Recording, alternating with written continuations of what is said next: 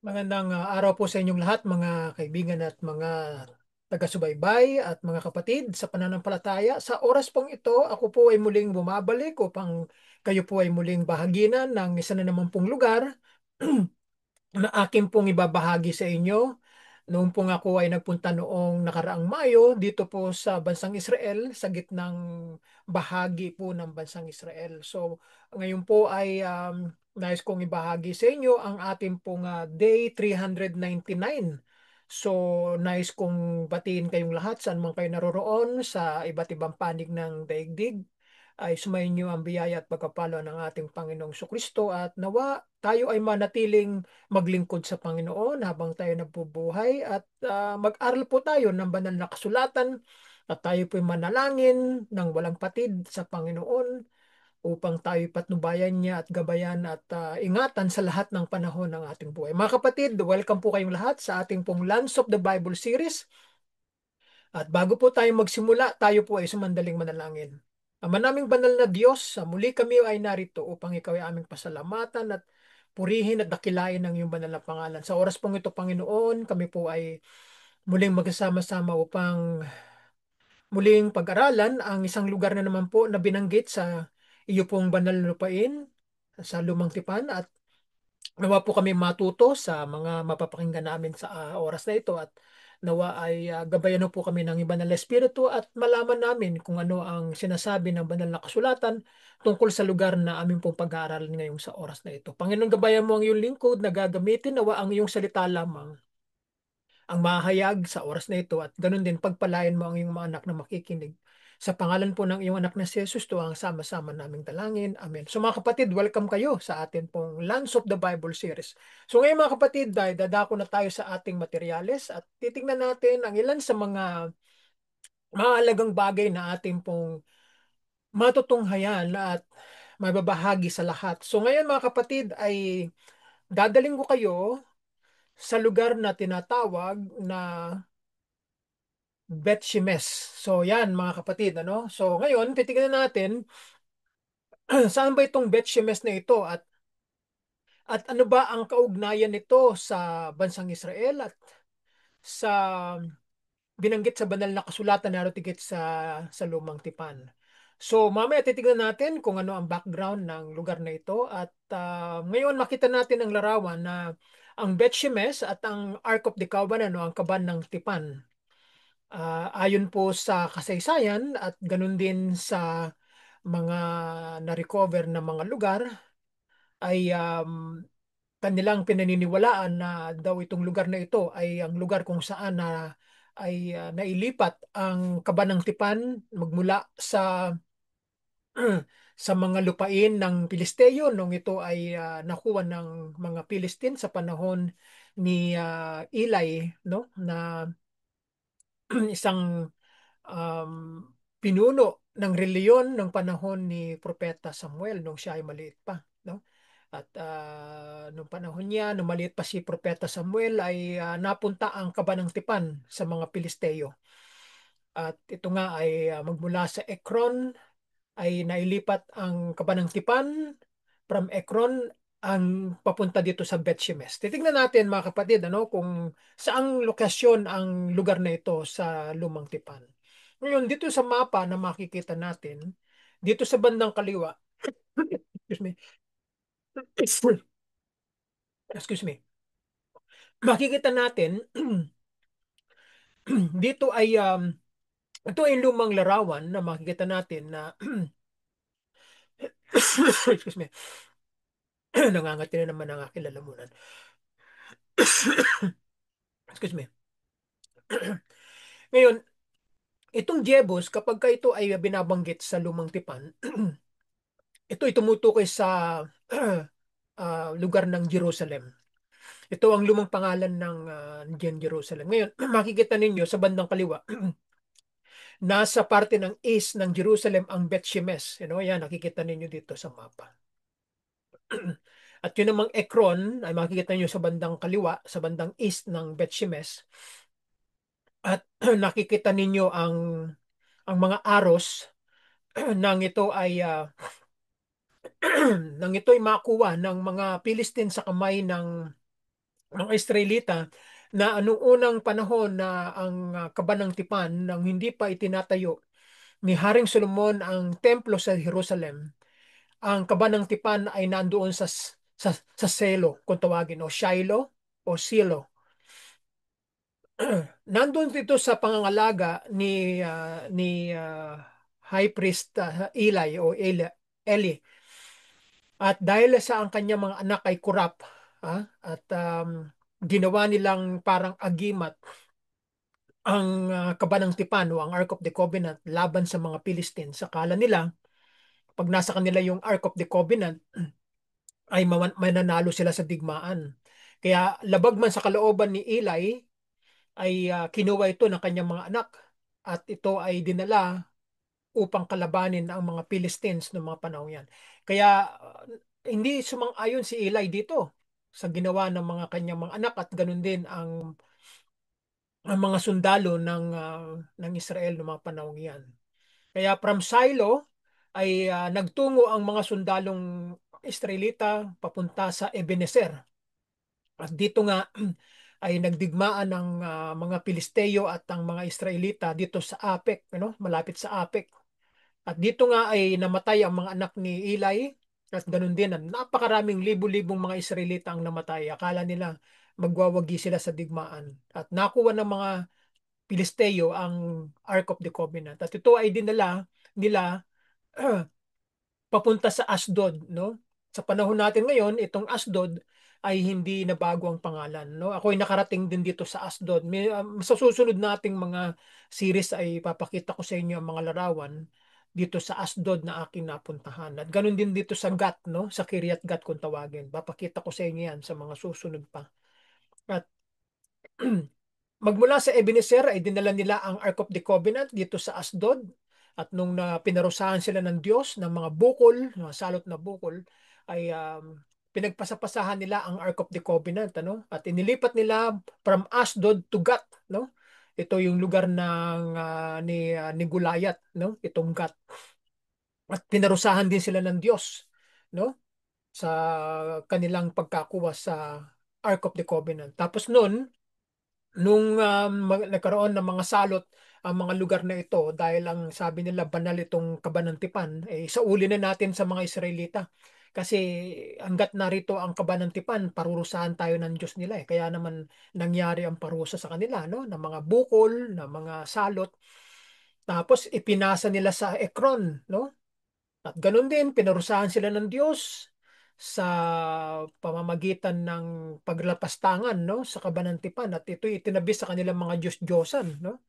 Kaya naman nagkaroon ng mga tala na ito ay hindi nagustuhan ng Diyos ang paglapastangan sa kanyang Ark of the Covenant o Kabanantipan ng Diyos.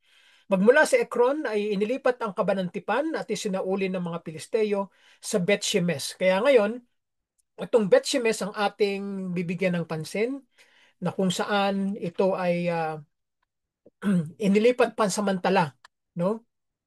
At winika nila, hindi na namin kailangan ng Ark of the Covenant ninyo sapagkat kami pinarurusahan ng Diyos ninyo, kaya ibinabalik na namin sa inyo. Kaya dito muna binigay ng mga Pilisteo ang kabanantipan sa Bet-Shemesh, at pagkatapos, nung ito ay ready nang mailipat sa Kiryat Jearim, ito nga, ano, at ako ay nagpunta rin dito sa Kiryat Jearim, kung ano, mapapakita natin yan sa mga susunod pa nating mga palatuntunan. At from Kiryat Jearim, ito ay kinuha ni King David at dinala ang kabanantipan sa Jerusalem. Kaya naibalik muli ang kabanantipan dito sa capital city ng Judah.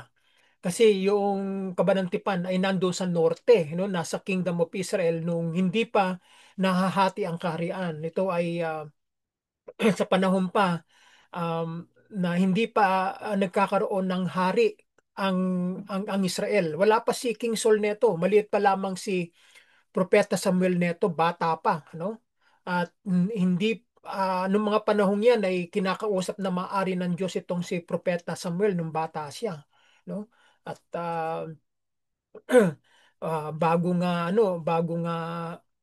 nangyari itong ano pagkuha ng mga Pilisteo sa Kabanantipan ay kinausap ng Diyos si Propeta Samuel nung siya ay bata pa, no? At ito nga ang magiging kapalaran ni Eli, at siya ay namatay nung malaman niya na ang Kabanantipan ay nakuha ng mga Pilisteo, at yun ang ikinamatay niya na para na heart attack siya eh, no? Naputulan ng litid, no? Sa batok, maraming complication, natumba siya, tumama yung kanyang ulo doon sa pintuan daanan ng kanilang bahay. So yan mga kaibigan at mga kapatid, ang istorya ng Beth Shemesh, ano, ay may kinalalaman sa Ark of the Covenant. Dito sa bandang kanan makikita natin ay malapit lamang sa Jerusalem ang Beth Shemesh, no? Nung ako'y nagpunta rito from Jerusalem, Central Bus Station, ay kulang-kulang 1 oras akong nagpunta diyan, no? At hindi naman ako nagtagal diyan sa Beth Shemesh dahil excuse me, ay ang napuntahan kong lugar ay yung park, no? Kasi hindi ko alam ang palibot-libot kasi ako ay sumakay lamang ng bus. Kaya nung binabana ako ng driver do ito sa park, ay yun ang tinignan ko, at napakaganda ang lugar na yan. Marami ring mga sinaunang mga bato na makikita doon sa park na iyon ng Betsemes. At hindi pa yun ang original na lugar ng pinangyarihan ng pagsasalin ng Ark of the Covenant dito sa Betsemes. Isang bahagi lang yung napuntahan ko. Kaya nung ako ay nagtanong kung saan papunta ng isang park pa na pinakamalaking park, hindi ko alam na yung pala ay nasa parte ng Gat, no? Kiryat Gat, you know? At na akala ko pupunta ako mismo sa Betsemes mismo. Kaya nangyari ay dinala ako ng taxi driver dito sa Kiryat Gat, no? Kaya it took around 1 hour ang travel by taxi, no? From Betsemes to Kiryat Gat, no? Sabi nga, blessing is in disguise din, dahil hindi ko nga alam kung saan yung park na yun. Basta sinabi ko, dalin mo ako sa pinakamalaking park dito sa Betsemes. Siguro, walang pinakamalaking park o yung sabihin nating national park o yung lugar kung saan binanggit ang mga biblical accounts na to. Ang nangyari, dinala ako ng taxi driver dito sa Kiryat Gat na pinakamalaki nga, no? Na park, na national park ng Israel. Kaya naman hindi ako nagsisi na nakapunta ako doon dahil hindi ko inaasahan na mapupuntahan ko ang Kiryat Gat by mistake, no? So siguro niloob na rin ng Panginoon na mangyari upang mapuntahan ko siya. Sa loob ng 1 araw ay dalawa ang napuntahan kong lugar, ang Betsemes at saka ang Kiryat Gat, no? Kaya mamaya mapakita ko sa inyo yung mga ilang larawan ng lugar ng Betsemes, ano? So ito yung larawan na makikita natin. Ngayon, bigyan ko kayo ng konting idea kung ano ang ibig sabihin ng salitang Betsemes. Alam natin na pag narinig natin ang salitang Bet, ito'y tumutukoy sa wikang Hebreo na bahay o house. Yun namang Shemesh, ang ibig sabihin sa wikang Hebreo niyan ay sun o araw sa Tagalog. Kaya pag pinagsama yung dalawang salitang ito, ang Bet Shemesh ay tumutukoy sa house of the sun o ang bahay ng araw kung tawagin. Sa Biblia, ito ay nangangahulugan na bahay ng araw at tumutukoy din sa isang Levitical na lungsod sa loob ng teritoryo ng Huda. Alam natin na ang mga Levita ay walang minanang lupa sapagkat sila ay tinalaga ng Diyos bilang mga saserdote, mga lingkod sa templo. Pagdating ng panahon, sila ay maglilingkod bilang mga pare or mga saserdote ng bansang Israel. Kaya hindi sila pinagkalooban ng lupain. Maninirahan sila sa buong lupain ng Israel at bibigyan sila ng ikasampung bahagi ng 12 tribo ng Israel upang sila ay mabuhay panustos sa kanilang buhay araw-araw. So yan ay ang Bet-Shemesh ay isa sa mga lunsod na kung saan ang mga Libita ay naninirahan, no, itong Bet-Shemesh. Na ito ay kilala sa pagiging lugar kung saan ibinalik ng mga Pilisteo ang Kabanang Tipan, no? So ang pangalan nito ay sumasalamin sa sinaunang kaugnayan nito sa pagsamba sa araw ng mga Kananaita. No, alam natin na mga Kananaita ay sumasamba sa maraming mga Diyos-Diyosan. Isa sa mga sinasamba nila ang araw, ang buwan, ang mga bituin, no? Kaya kaya ang araw ay sinasamba ng mga Pilisteo. Kaya dito sila sa lugar na ito ng Betsemes sinasamba nila ang araw, no? Yan ang istorya ng lugar na ito sa mga kasaysayan o istorya ng mga Kananaita. At ito ay isang estratehikong matatagpuan malapit sa hangganan sa pagitan ng mga teritoryo ng mga Israelita at ng mga Filisteo. Nasa gitna sa parte ng east ay ang Israel at sa parte ng west ay ang mga Philistines, no? At nasa gitna ang Bet-Shemesh, no? Ang lungsod na ito ay binabanggit din na may kaugnayan sa mga tribo ng Juda at saka ng Dan, no? Gayon din ang isang lokasyon sa Ehipto, no? Yan ang pagkabanggit. No, ito yung mga pangunahing aspeto ng Bet-Shemesh, no, na binabanggit sa Biblia. Ang kahulugan nito ay ang pangalan ay nagmula sa salitang Hebrew na Bet o bahay na binanggit natin kanina at Shemesh at araw naman na nagmumungkahi ng sinaunang dambana sa Diyos ng araw, no, ng mga Kananaita. Ang pagbabalik ng Kabanang Tipan, ito ay ang lungsod ay pinakakilala sa pagbabalik dahil sa pinarusahan ng Diyos sa mga Pilisteo at kaya naman ibinalik nila ang Kabanang Tipan. At inilagay ito sa isang kariton na hinila ng dalawang baka. At ang kariton ay huminto sa bukid ng isang lalaki na nangangalang Joshua sa Beth-Shemesh gaya ng inilarawan sa aklat ng unang Samuel chapter 6 verse 12 hanggang 15. Ito yung banal na parusa na ibinigay ng Diyos sa kanila. Pagkatapos ng pagbabalik ng Kabanang Tipan, ang mga lalaki ng Bet-Shemesh ay sinaktan ng Diyos dahil sa pagtingin nila sa kaban noon. Hindi sila pinapayagan na hawakan, tignan ang laman ng kaban ng tipan sapagkat ito ay banal. No? Ito ay nauukol lamang sa Diyos. Isang pangyayari na nagpatingkad sa kabanalan at kapangyarihan ng Diyos na hindi pwedeng makita ng tao ang nilalaman ng kaban ng tipan.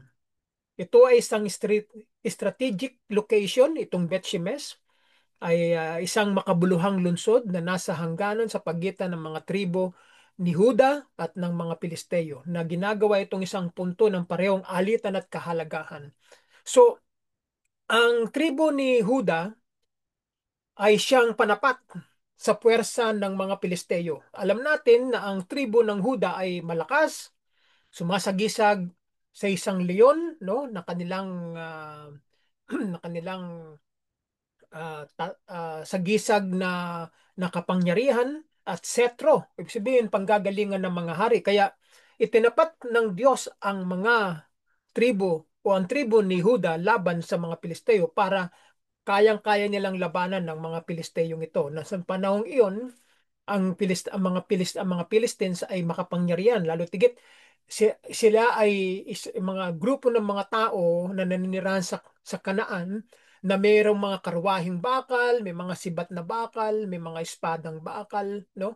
May mga pananggang bakal, no? Ang dami, halos lahat meron silang mga bakal na kagamitan. Ang mga Israelita ay madalang lamang ang merong mga spears, mga espada, at talagang wala silang armas, no? Kaya naman advantage ang mga Philistines ng mga panahong iyan. Nung iba pang mga pagkabanggit, ang pangalang Bet-Shemesh ay matatagpuan din na may kaugnayan sa tribo ni Neptali, no? Isang lungsod ng Bet-Shemesh ay ang binanggit sa pamamahagi sa tribo ni Dan, kasama ang isang lungsod na may parehong pangalan sa Ehipto, no? Yan ang pagkabanggit. Kasi yung tribo ni Dan ay lumipat sa parte ng norte, umakyat sila sa itaas eh. No, hindi natin alam kung anong dahilan kung bakit yung lahi ni Dan ay humiwalay sa tribo ni Judah. Magkakatabi sila eh, nila tribo ni Simeon, ni Dan, ano, at si Benjamin, no? Apat na tribong magkakatabi yan eh. Siguro nga dahil si Dan ay hindi tunay na anak ni Leia o sabihin na natin ay ito ay umiwalay sa kanyang mga kapatid na tribo, no? Kaya pumunta sila sa parteng norte, no? At dati, yun ang binigay sa kanila eh, sa kanilang allotment eh. Kaya hindi natin alam kung anong dahilan kung bakit sila umiwalay sa tribo ni Judah, no? So tingnan natin ang ilang pang mga kwento tungkol sa lugar ng Bet-Shemesh, no? Ang Bet-Shemesh ay isang mahalagang lungsod sa banal na kasulatan. Ito ay pangunahing kilala sa lokasyon nito sa hangganan sa pagitan nga ng tribo ng Huda at ng mga Philistines at sa pagiging lugar kung saan ibinalik ang kaban ng tipan sa Israel. Isa itong libitang lugar, lungsod ng mga libita o isang lugar ng mga pangyayari sa Biblia na kasama na ang insidente kung saan sinaktan ng Diyos ang mga lalaking tumingin sa loob ng kaban ng tipan na ito. Ito yung mga pangunahing sa sanggunian at mga pangyayari sa banal na kasulatan. Ang anong ito ay ang Betsemes ito ay nasa teritoryo ng tribo ni Huda, no? Hanggang hangganan doon kasama ng mga Pilisteo nakaharap na sa parting west, no? Ang pangalan nito ay nangangahulugan ng bahay ng araw. Maaring nung panahong iyon ay talagang dito sila sumasamba sa araw yung mga Canaanites. Kaya naman ginamit ng Diyos ang 12 tribo ng Israel upang lupigin ang lahat ng mga bansa ng mga Canaanites sapagkat sila sumasamba sa mga Diyos-Diyosan. Excuse me. Yung Ark of the Covenant ang siyang pinakatanyag na kaganapan na kinasasangkutan ng Bet-Shemesh, no? Kapag nababanggit ang pangalang Bet-Shemesh, ito ay may kaugnayan sa Kabanantipan o Ark of the Covenant.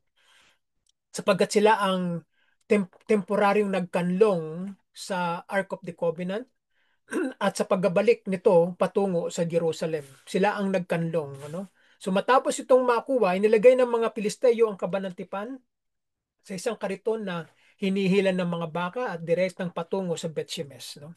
So yung mga tao ay nagalak, no, makita ng mga Israelita na naninirahan sa Bet-Shemesh, ang mga tao ay natutuwa at nagsisigawan, no? Dahil sa pagbabalik ng kabanantipan sa kanila. Ngunit marami ang sinaktan ng Diyos dahil nga sa hindi nila alam na kung paano igalang at itrato ang kabanantipan ay na ano hindi natin masisi dahil sa excitement ay sinaktan sila ng Diyos dahil hindi nila dapat basta-basta hahawakan sapagkat alam natin na ang kabanantipan ng mga humahawak lamang yan ay mga saserdote mula sa lahi ng mga Libita, no? At nung ito ay hinawakan o binuhat ng mga Libita, nung sila ay tumawid sa ilog ng Jordan, di ba? Nahati ang tubig, no? At naging tuyo ang daanan ng mga Israelita. Nanggaling sila sa parting Jericho at sila ay tatawid na sa ilog ng Jordan. At hanggat nandun yung mga saserdote ng mga Libitang may hawak ng Ark of the Covenant, ay tuyo ang lupa na dadaanan nila. Kaya nung naka raan na ang mga Israelita at wala nang dadaan pa, ay umakyat na ang mga libitan na may dala ng Ark of the Covenant at nung sila'y nakarating na doon sa itaas ng lupa ay muling nagsanib ang mga tubig, ano? So yan ang kwento na napaka makapangyarihan sapagkat ang Diyos ang siyang gumagawa sapagkat kanya yan, no? Siya ang may pag-aari niyan. Kaya dapat igalang at sundin kung sino ang may karapat dapat lamang na humawak niyan. So binanggit natin kanina na ang lungsod na ito ay ibinukod bilang isa sa 13, no, 13 na saserdoteng lungsod para sa tribo ni Levi. Ito rin ang lugar sa pagitan ng mga hari, no, labanan o battlefield ng mga sa pagitan ng maraming hari sa pagitan ni Haring Amasayas ng Huda at Haring Jehoahaz ng Israel, ng northern part ng Israel. At si Amasaya na hari ng Huda ay natalo at dinala siya ni Jehoahaz sa na bilanggo, no? Na prisoners of war.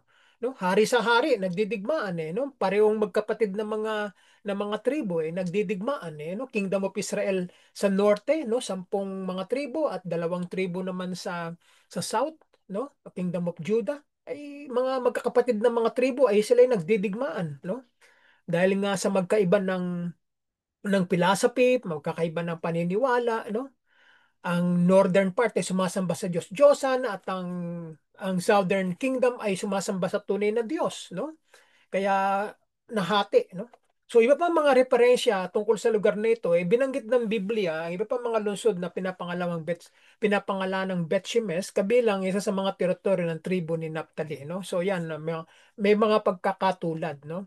Ang kalagahan nito, ito isang strategic na location.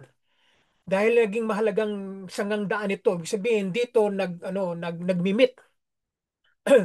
Diyan hindi pwedeng sa ibang lugar. Kaya mayroong dalawang direksyon at patungo yan dito sa Betsemes. Hindi pwedeng hindi sila dadaan sa Betsemes, no? Dalawang magkahiwalay na daan at diyan ang kanilang tungo, ano? So dahil dito ay kinokontrol ang daanan sa pagitan ng baybayang kapatagan at kabundukan ng Judea, no? So yan, kaya pala napakahalagang lugar itong strategic na location. So ito yung isa pa rin sa mga kahalagahan ng reliyon bilang isang lungsod ng saserdote, no? Mayroon din itong reliyosong kahalagahan para sa mga Levita at naging lugar ng isang kritikal na sandali sa kaugnayan ng Israel sa Diyos tungkol sa kaban ng tipan. No? Ito yung kahalagahan sa kasaysayan, mga kapatid. Ano? Na ang salungatan sa pagitan ng mga Israelita at mga Pilisteo, gayon din ang labanan sa pagitan ng dalawang hari ng Israel ay nagpapakita ng estratehiko at makasaysayang kahalagahan nito sa rehiyon. So mga kapatid, no, yaan ang ilan sa mga sa mga kwento na ating makikita dito sa banal na kasulatan. So meron lang ako ipapakita sa inyo rito mga kapatid, ano? At mamaya yun sa dulo ay ipapakita ko sa inyo ang ilang mga larawan na aking kinunan dito sa Betshemesth. Hindi naman marami, kaunti lang.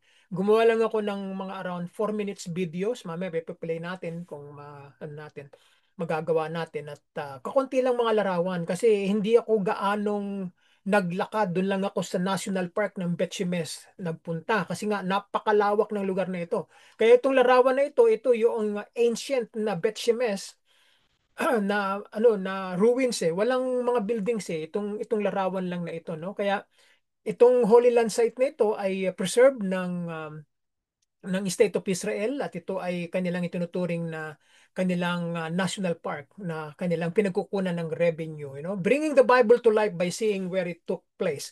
Kaya napakahalagang malaman natin kung saan talaga ito. Kaya tingnan natin ang ilan sa mga bagay na makikita natin dito sa binanggit nga sa banal na kasulatan na napakahalagang malaman natin, ano. So ito yung ilan sa mga impormasyon na makikita natin.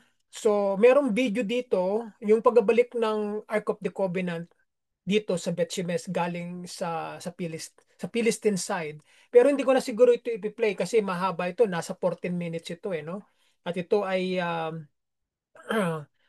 ay dinocument ng isang uh, traveling pastor na may grupo siya at dinadala niya yung kanyang group sa lahat ng mga lugar sa bansang Israel, no? Maganda eh. Kung makikita ninyo ito sa YouTube ay panoorin ninyo, no? So, hindi ko na ito i-play kasi masyado na itong mahaba, no? So, titignan ko na lamang yung mga ilang highlights na makakatulong sa atin na karagdagang kaalaman. Ito yung mga pictures na makikita.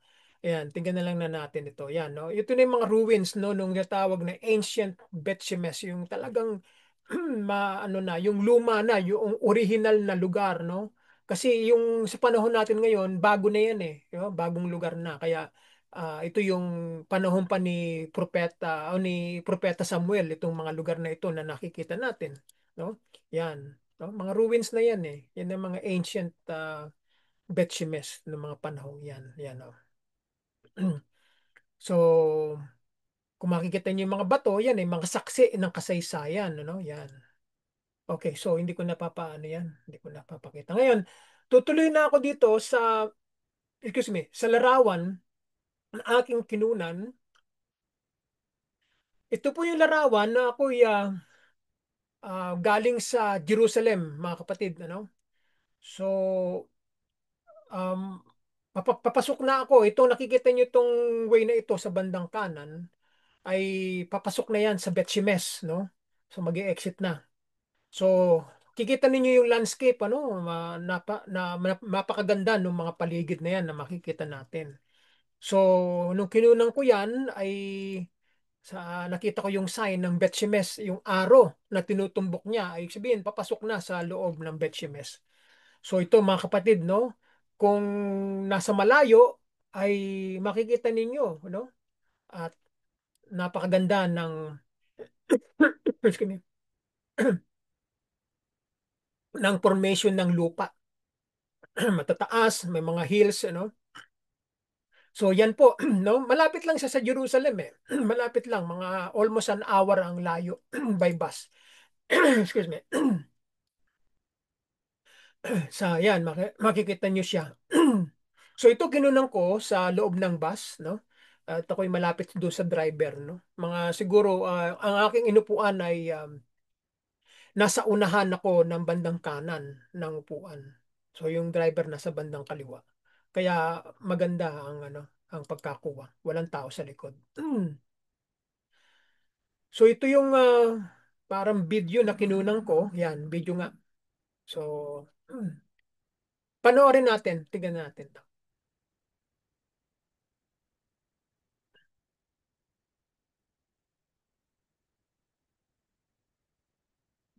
41 minutes lang naman. Oh, seconds, I'm sorry.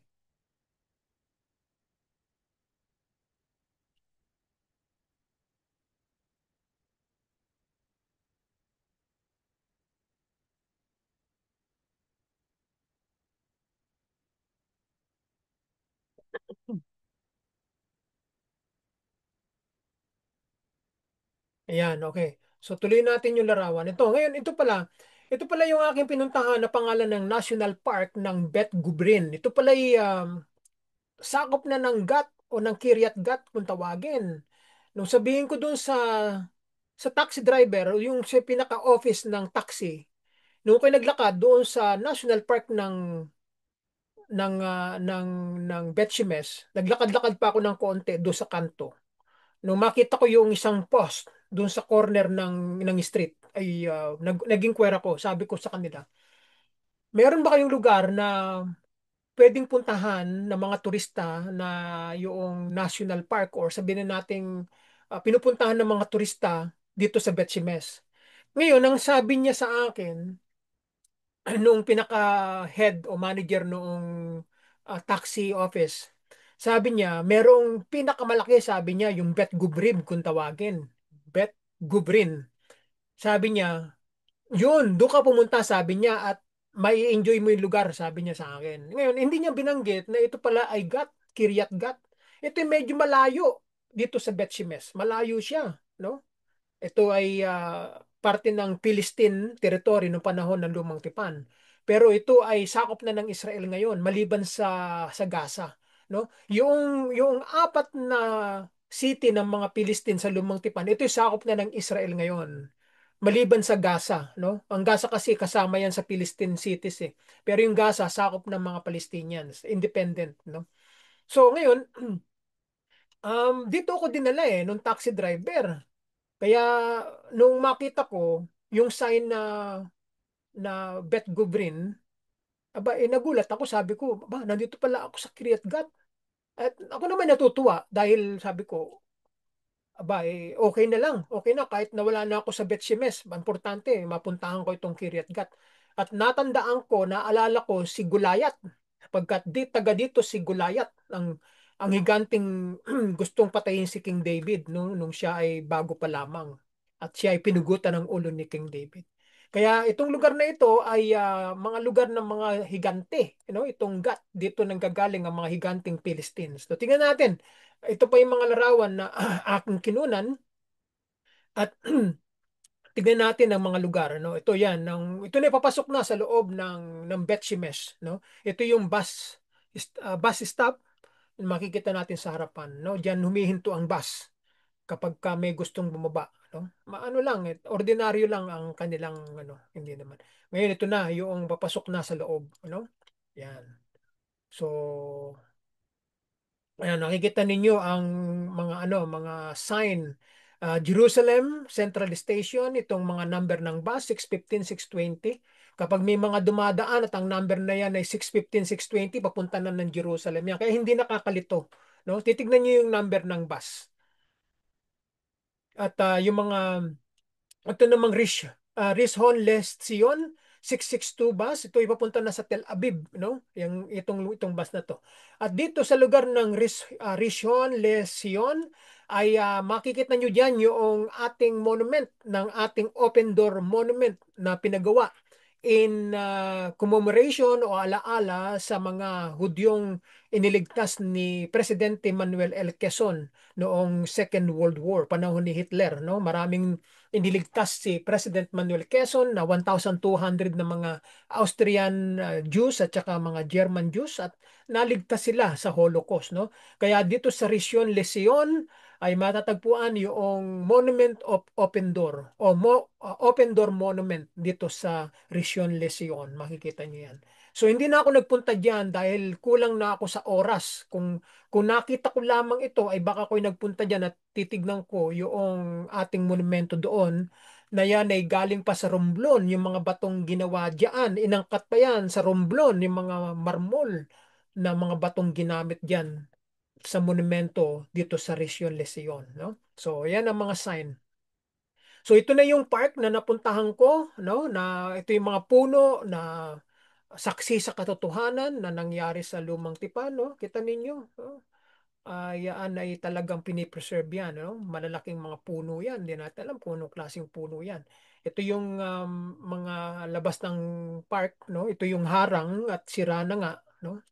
At yan ang nakita ko. Ano? Kinunan ko ng larawan yung mga yan. Yan. So yung mga harang na yun, no? Yan ay hanggang doon ng mga park na yan.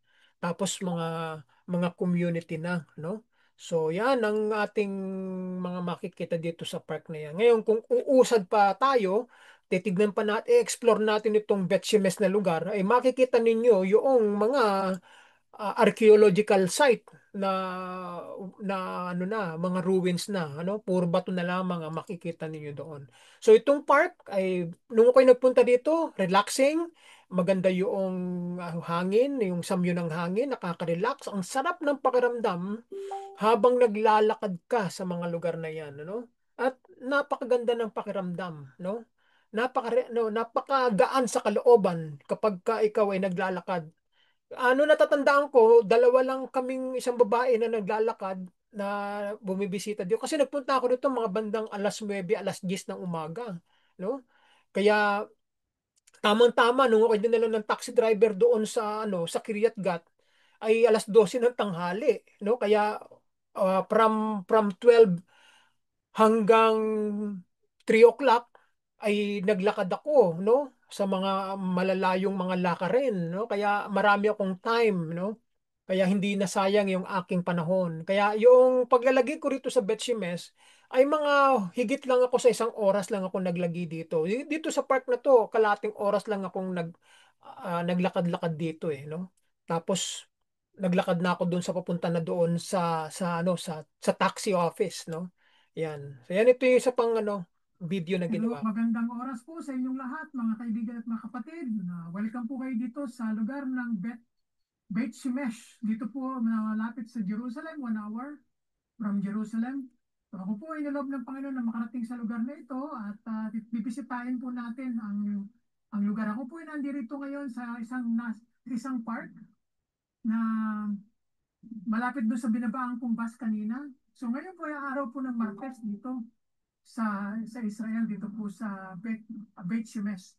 So kung naitatanong po natin kung ano po ang meron dito sa Beit Shemesh, ay ito po ay lugar na binanggit sa Lumang Tipan na dito po muna pansamantalang nilagay ang Ark of the Covenant, no? Nung kinuha ito ng mga Philistine ng panahon ni Eli bago pa dumating si Prophet Samuel, ay dinala ng mga Israelites ang Ark of the Covenant sa kanilang digmaan laban sa mga Philistines.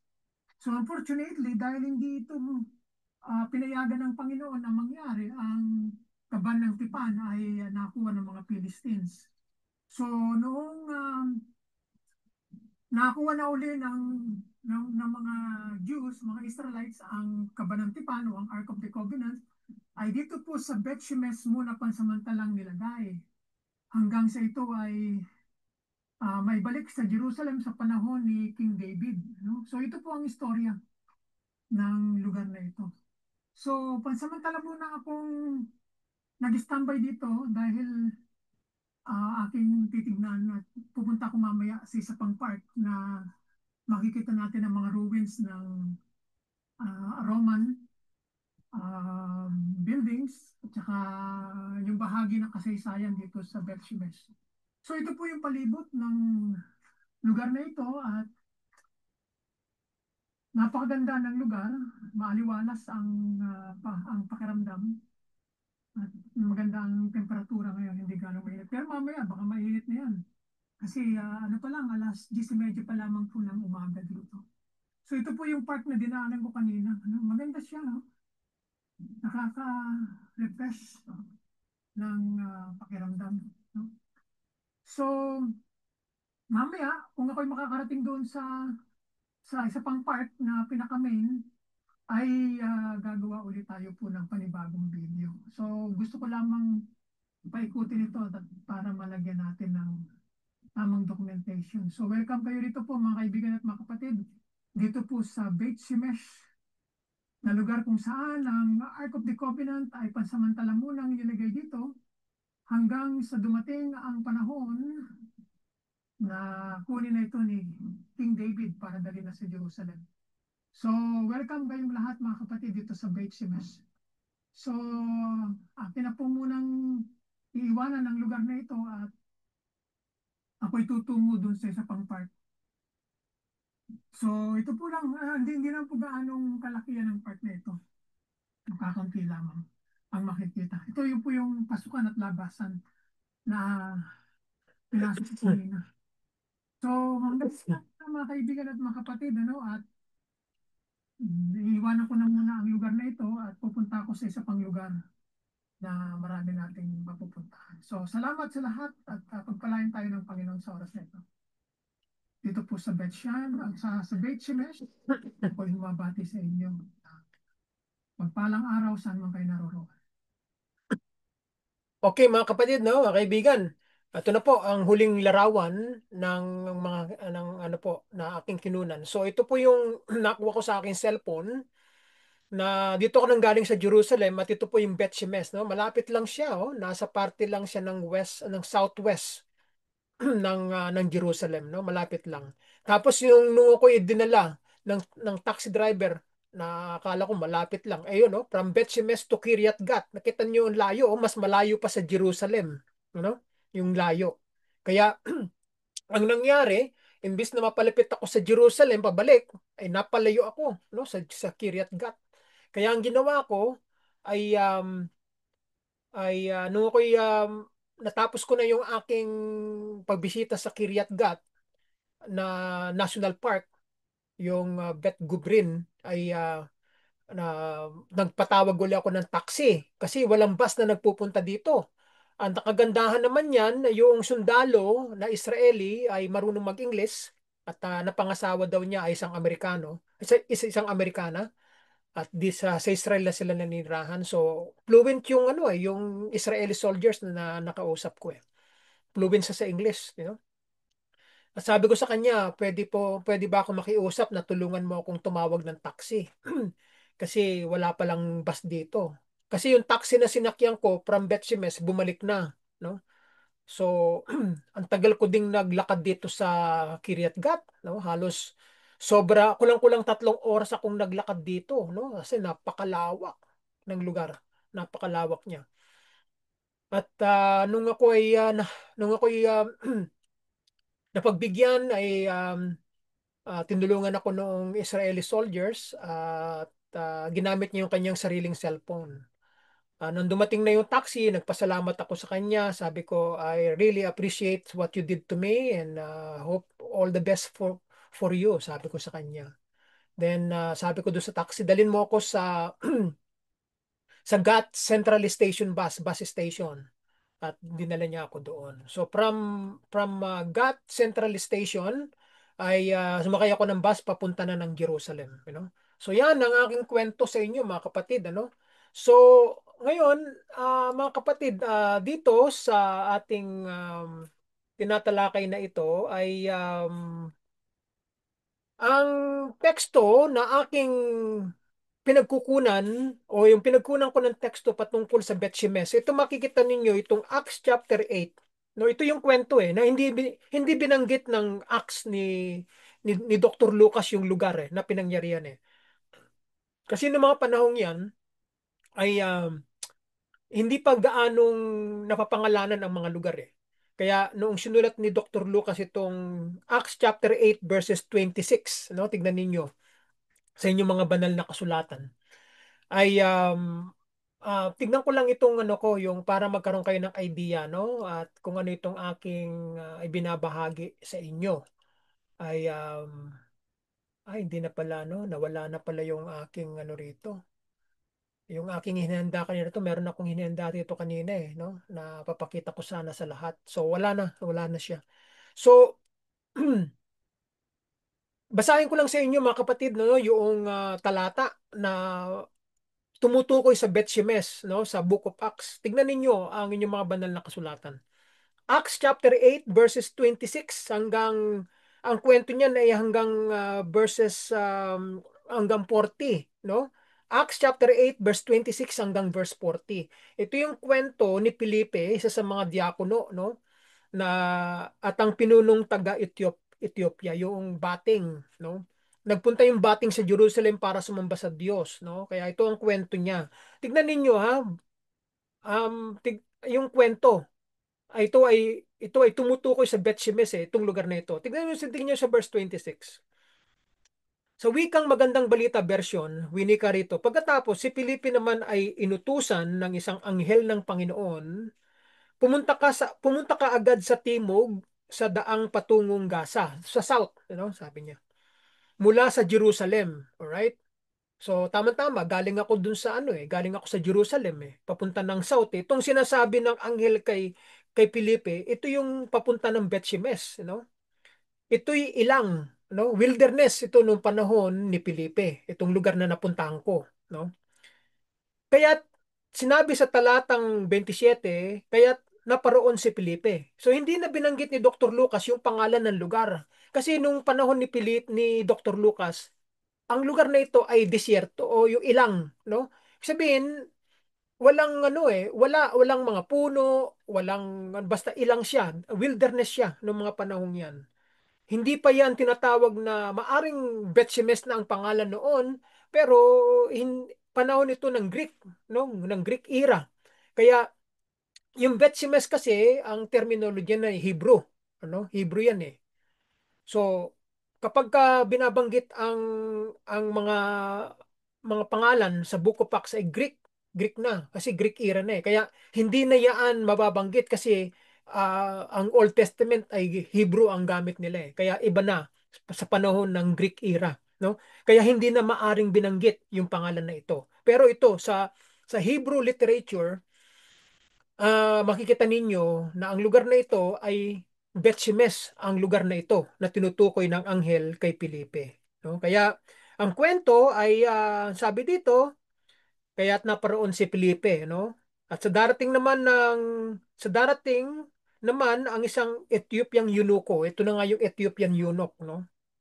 At siya ay tagapamahala ng lahat ng kayamanan ng Candace o ng reyna ng Ethiopia. No? At ang kwento, nagpunta siya sa Jerusalem at sumamba sa Diyos at siya ay pauwi na noon, nakasabay sa kanyang karwahe at nagbabasa ng aklat ni Propeta Isaiah, yung Isaiah 53, no?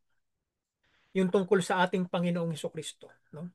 At dahil dito ay makikita natin na sinabi nung siya ay pauwi na noon, nakasakay sa kanyang karwahe at nagbabasa siya ng aklat ni Propeta Isaias at ang wika ng Banal Espiritu kay Felipe, sabayan mo ang sasakyang iyon, no? Sabi ng Espiritu kay Felipe. Ito yung Holy Spirit na kumakausap kay Felipe, no? Patakbong lumapit si Felipe at narinig niyang binabasa ng Unico ang aklat ni Propeta Isaias, no? Ito na yun, yung suffering servant, no? Noon sa Isaiah 53. Kaya tinanong niya ang eunuch ni Felipe at sinabi, naunawaan po ba ninyo ang inyong binabasa? Ang wika ni Felipe sa kanya.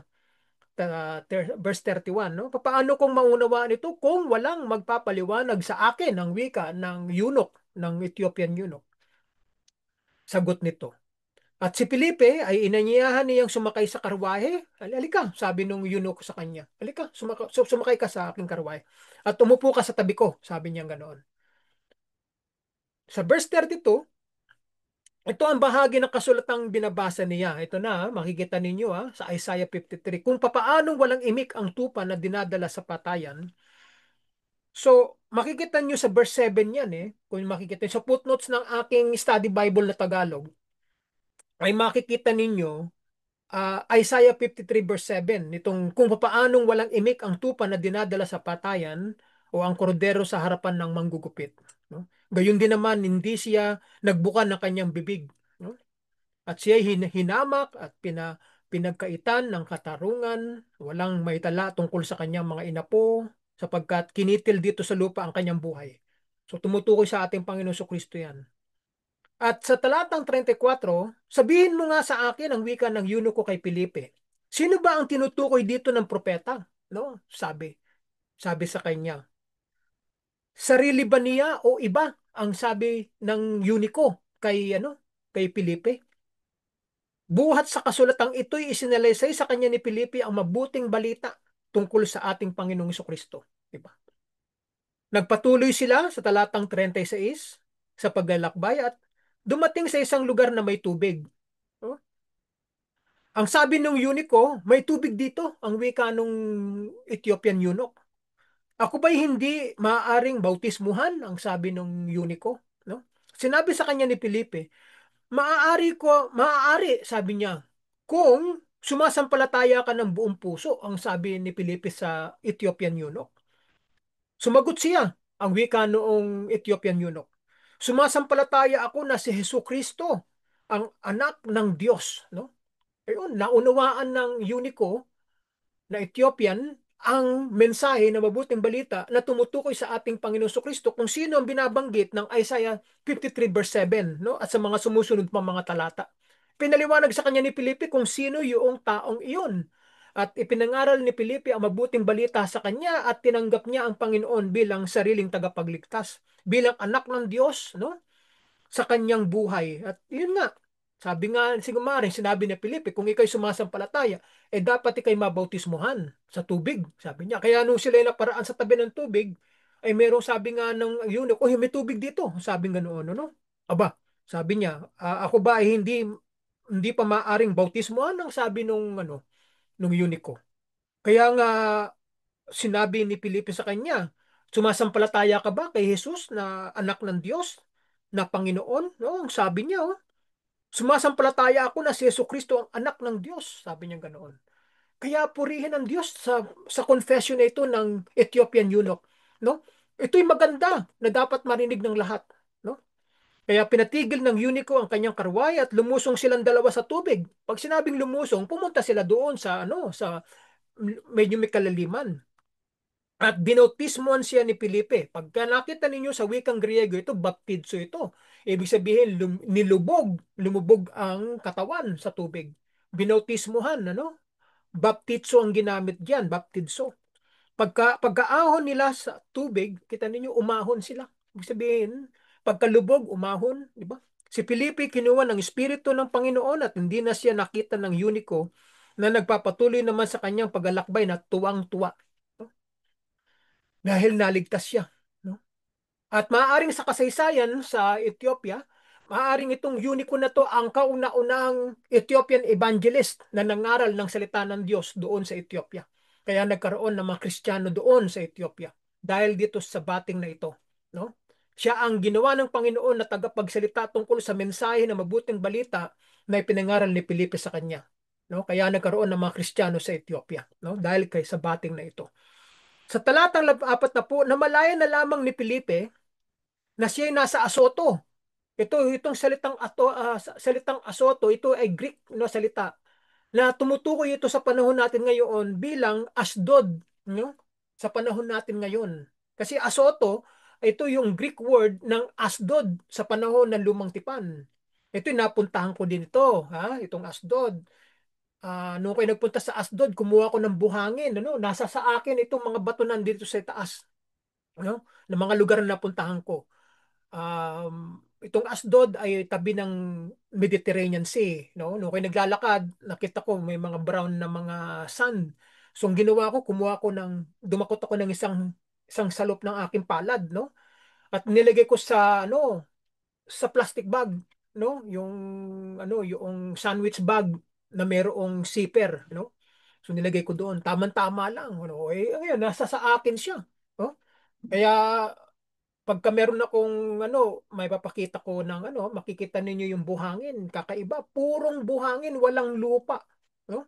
Nagaling sa Asdod, no? So, itong Asoto ay nasumpungan si Felipe doon. Dinala siya ng Holy Spirit doon. Parang itong ginawa ng Holy Spirit na ginawa niya sa Panginoong Kristo nung siya ay tinutukso ni Satanas. At ang winika, di ba, ng Matthew chapter 4, kung na nagkakamali, dinala ng Espiritu si Jesus sa Jerusalem, di ba? Para tuksuhin ng Diablo, di ba? Parang ganun ang pagkabangkit eh. Oh. Kaya ang Holy Spirit ang siyang gumagawa. Kaya kapag kayo ay nakakaranas ng ganyan, ang Holy Spirit ang gumagawa niyan. Minsan, nawawala ang isang tao. Hindi alam kung nasaan, no? Ang Holy Spirit ang gumagawa niyan, no? Kaya kapag tayo ay nakakaranas niyan, o tayo ay favored by God, no? Huwag tayong matakot sapagkat tayo kinalugdan ng Diyos, tayo ay kanyang tayo mensahero, magpasakop tayo. Matuwa tayo dahil ginagamit tayo ng Diyos. Huwag tayong matakot kapag ginagawa sa atin ng Diyos yan, ng Holy Spirit sa atin, di ba? Kaya, yan, no? Sa susunod na mga ating mga series, kung lolobin ng Panginoon, baka madaanan natin ng Asdod at ipapakita ko sa inyo yung mga larawan na aking kinunan, no? So, mula roon, ang wika sa talatang 40, ipinangaral niya ni Felipe ang mabuting balita tungkol kay Jesus sa lahat ng mga bayang dinadaanan niya hanggang sa marating ang Cesarea doon sa parte ng North. Cesarea Maritima, ito yung kung saan si Pablo ay ipiniit, no?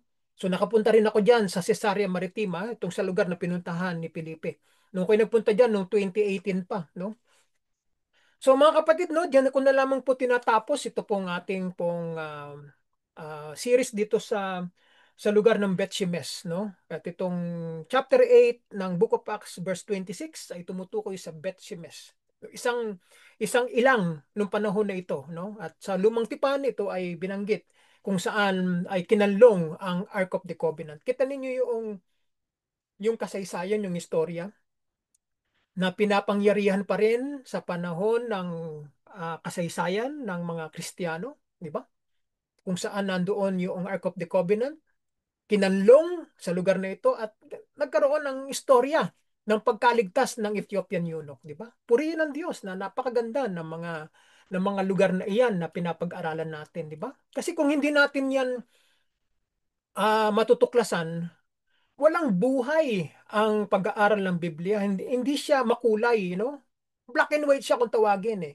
Kaya nung ako'y nag-aaral ng Biblia sa Manila Bible Seminary in the midst of 80s, ang aking pangunawa ay limitado, Kasi nga ay walang background eh, binabasa lang natin, Pero nung ako'y nagpunta diyan nung 2018 at saka itong taon na itong 2025 ay lalo akong nasabik, no? Lalo akong naliwanagan sa sinasabi sa kwento ng banal na kasulatan. Lalo ko siyang naintindihan. Ang Biblia ay nagkaroon ng kulay sa aking paningin, no? Nagkaroon siya ng kulay. Dati black and white lang, ngayon ay may kulay na, no?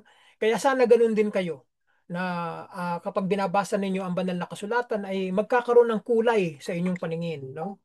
Kaya ang lahat ng ito ay binibigyan natin na papuri sa Diyos, no? Na patuloy tayong magsaliksik, mag-aral, no? Huwag tayong magsasawang magbasa ng banal na kasulatan at manalangin sa Diyos, humingi ng kapatawaran ng kasalanan, araw-araw ng ating buhay.